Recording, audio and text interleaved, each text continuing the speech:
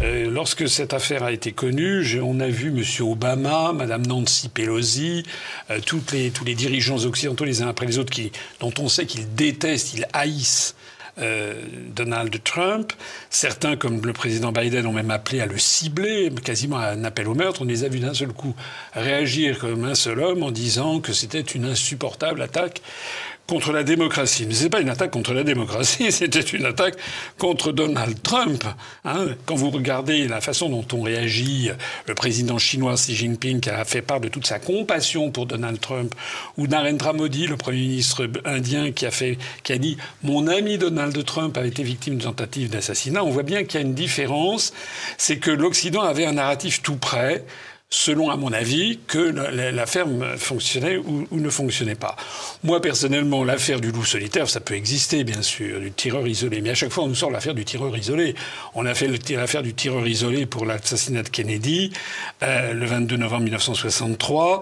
Il avait 24 ans, il était blanc, etc. Et puis, paraît-il que c'était le seul, et il n'a pas pu beaucoup parler puisqu'il a été assassiné le 24 novembre 63, 48 heures après. Donc c'est la meilleure façon de s'assurer qu'il ne parle pas, c'est encore de le liquider. Et ben là, c'est un peu le même scénario. Là, ça a duré 5 secondes. D'ailleurs, entre le moment où il a tiré et le moment où il a été liquidé, il s'est passé 5 secondes et quelques. Tout peut arriver. Moi, personnellement, je pense qu'il faut appliquer l'adage romain qui prodesse, à qui profite le crime. Il est bien évident que Donald Trump, avec ses qualités et ses défauts, c'est un personnage assez fantasque, haut en couleur, il représente une menace terrible pour les mondialistes. Voilà.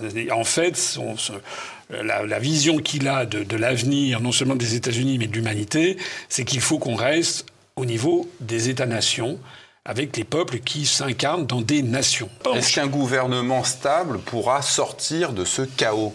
Il va toujours être à la merci d'une motion de censure. Voilà. C'est ça le truc. Donc on va voir ce qui va se passer avec l'élection du président du Parlement.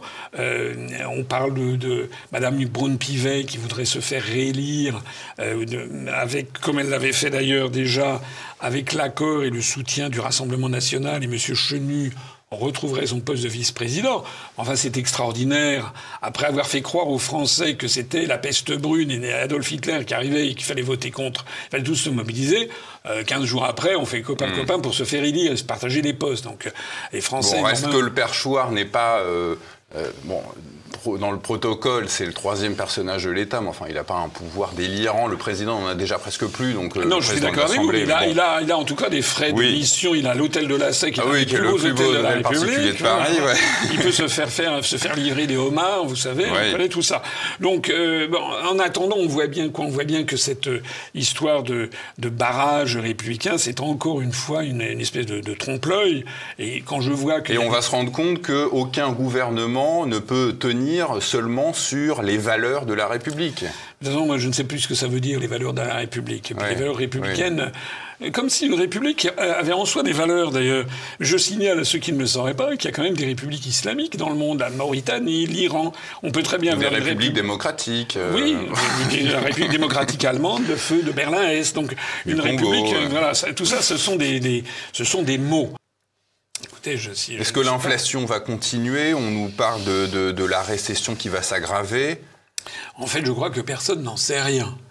Le problème, il est que les Français y voient concrètement que leur niveau de vie dégringole.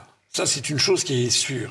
Les Français ne comprennent pas pourquoi leur niveau de vie dégringole. Ou plus exactement, il y a le narratif du style LFI, c'est que tout viendrait de l'accaparement des richesses par une toute petite oligarchie, ce qui n'est pas faux.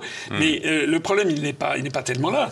Lorsque, par exemple, le LFI dit qu'il faut taxer les riches, il faut avoir des taxes du style taxe Tobin, des choses comme ça, il postule le problème réglé. C'est que dans les contraintes que nous avons acceptées des traités européens, on ne peut pas le faire. C'est ça le problème.